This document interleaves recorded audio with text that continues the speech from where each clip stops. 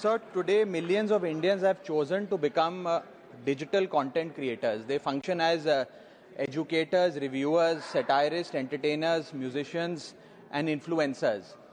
ये सही मायने में सर भारत के ग्रास रूट कम्युनिकेटर बन गए हैं और इनका यूट्यूब चैनल हो या इंस्टाग्राम पेज हो, ये इनके लिए सोर्स ऑफ एंटरटेनमेंट नहीं बल्कि इनकी सोर्स ऑफ इनकम है, इनका एसेट है. It is the fruit of their hard work.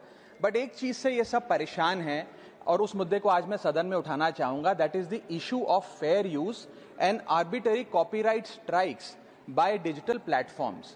Sir होता क्या है कि अगर एक कंटेंट क्रिएटर कुछ सेकंड, चंद सेकंड, 2-3 सेकंड के लिए कॉपीराइटेड कंटेंट को रीपर्पस करके कमेंट्री, क्रिटिसिज्म, पैरोडी, एजुकेशनल या न्यूज रिपोर्टिंग पर्पसेस के लिए यूज करता है, चाहे वो क्रेडिट देता हो, उसको इंसिडेंटली यूज करता हो, कॉपीराइट स्ट्राइक मारकर उसके जो उसकी यूट्यूब चैनल है, प्रॉपर्टी है या इंस्टाग्राम पेज है, उसे वाइप आउट कर दिया जाता है और उसकी सालों की मेहनत चंद मिनटों में समाप्त हो जाती है. Sir, livelihoods must be decided by law and not by arbitrary algorithms.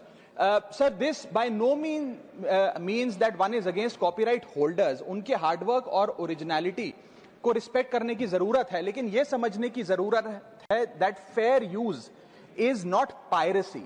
Fair use where sometimes the purpose of using this content is incidental or transformative must not tantamount to wiping out somebody's hard work. Sir, because innovation cannot grow in fear and creativity cannot survive under threat. India का copyright act sir 1957 में बना. एक ऐसे दौर में बना जब ना इंटरनेट था, ना कंप्यूटर थे, ना डिजिटल कंटेंट क्रिएटर्स थे, ना यूट्यूब, इंस्टाग्राम था. And this act lakhs the very definition of digital creators. ये फेयर डीलिंग की बात करता है, लेकिन फेयर डीलिंग की बात किताबों, मैगजीन और जर्नल के कॉन्टेक्स्ट में करता है, जो उस दौर की इंफॉर्मेशन डिसेमिनेशन के सोर्सेज थे, ना कि आज के दौर की. इसीलिए मैं 3 मांगे आज सदन में लेकर आया हूं. मेरी पहली मांग है, amend the copyright act of 1957 and define digital fair use. परिभाषित करिए कि ट्रांसफॉर्मेटिव यूज क्या है, जैसे कि commentary, satire, critic, explanation. Define करिए कि इंसिडेंटल यूज क्या होता है, कि अगर बैकग्राउंड में ऑडियो विजुअल चंद सेकंड्स के लिए चले तो वो इंसिडेंटल यूज है या पूरे कंटेंट को वो वाइप आउट करें.